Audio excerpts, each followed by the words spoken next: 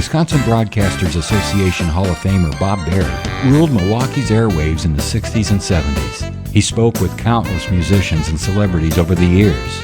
Bob collected remarkable recordings of these encounters, which he's now sharing with the public. Here's Bob. Johnny Logan was a four-time National League All-Star shortstop.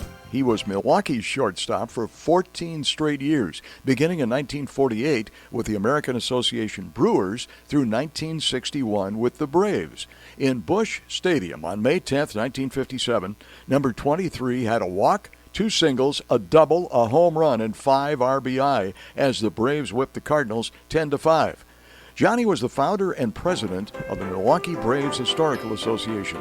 The Braves Memorial is located near Helfaer Field outside American Field. In the first part of this podcast, I asked Johnny about his best memory of County Stadium, and in part 2, his association with Hank Aaron. He even came up with a strange theory on Hank's number 44. Johnny, with County Stadium gone, all we have is memories. Tell me about some of your favorite memories. Well, Bobby, opening day against the St. Louis Cardinals, Warren Spahn was the starting pitcher. The ball game was 2-2 in the 10th inning. This is going back in April 14, 1953. And who do you think hit the home run to win that ball game? It wasn't Billy Bruton, was it? It was Billy Bruton. I was really, Henry Aaron wasn't around then. He was in the minor leagues. So therefore, and Eddie was kind of immature, but we had a good ball game, and our winning pitcher was Warren Spahn in the 10th inning. Johnny, tell us how Henry Aaron became a Brave. Well, in St. Petersburg, where he was headed for AAA, and his scout wanted him to see some Major League ball, some players. So he's on the bench, and Bobby Thompson, he hit a single, and he tried to stretch it for a double.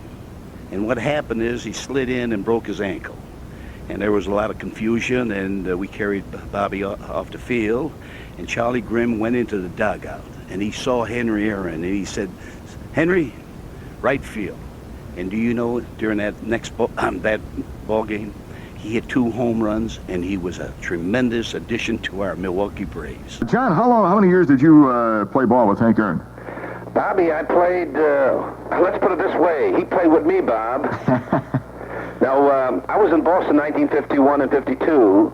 Then we made this transaction here in Milwaukee again in 1953. And then finally, Henry Aaron happened to be in Eau Claire and then Jacksonville. Then he joined our ball team in 54 in St. Petersburg, Florida.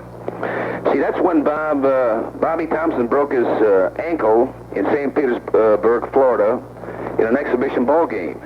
And that's where Henry Aaron got his start in 1954. And luckily, Charlie Grimm gave Henry Aaron an opportunity. And I can recall, Bob, first time we played against, I think, the Yankees or St. Louis Cardinals, who trained there in St. Pete. We played that first ball game, and he happened to get a couple line drives, and ever since that, he's been with the, let's say, Milwaukee Braves and now Atlanta Braves. Was he always kind of a calm and cool guy like he is today? Oh, 100%. Very, very much so. Very, very quiet, dignified, Bob, and also, as I recall, he said, I don't talk too much, but I let my bat do all my talking. Boy, he sure does. Now, you came up with something here which is really interesting about the numbers game, as far as Hank hitting his 715th home run.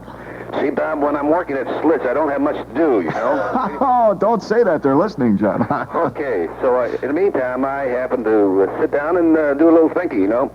You know, I was home while I was at the ballpark when he hit his first home run in St. Louis against Vic Raschi of the St. Louis Cardinals. Mm-hmm. And unfortunately, I couldn't get down to Atlanta, and I happened to see the home run. So actually, after it was all over, I did a little thinking, and I'm pretty observing over television, Bob. You know, his number's 44. Right. And Al Downing, who is an ex-brewer, his number was 44, you know. Right.